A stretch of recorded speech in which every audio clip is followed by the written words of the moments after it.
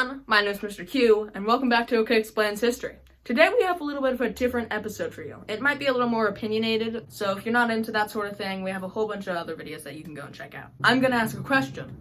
What is history? What are some possible answers? The human story. A record of things that have happened. An examination of important trends and influences throughout the centuries. Or a tally of battles and wars.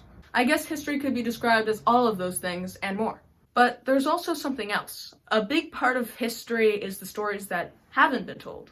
The things not in your average history book. This is because of a phrase you've probably heard of before. History is written by the victors. It's only natural for you to call your cause just and the enemy's evil. Except for in the case of the Nazis actually were evil. But bias doesn't only muddy waters when it comes to warfare. The written record has been dominated by European, straight, white, religious men for over 1,000 years now. Therefore, the lives of women and non-white people are so criminally underreported. Now, that's not to say that traditional history is wrong, it's just incomplete. There's power in controlling the narrative, and therefore, power was denied to millions of indigenous people during the Age of Exploration. That's why it's good that things are changing. At least people realize that the skewed version of history is actually a thing. People are less likely to look at history through a purely Eurocentric lens and think about what life was like for the average person at any given time.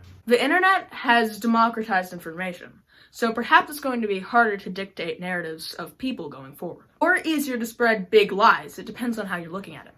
So remember that when you learn about history. Check your sources, always do further reading, and don't just accept what one person tells you. That includes me, by the way. I'm not excluding myself here. Do some further research on this subject. The more we understand what got us here, the better off we'll be for the future. As the saying goes, those who don't know history are doomed to repeat it.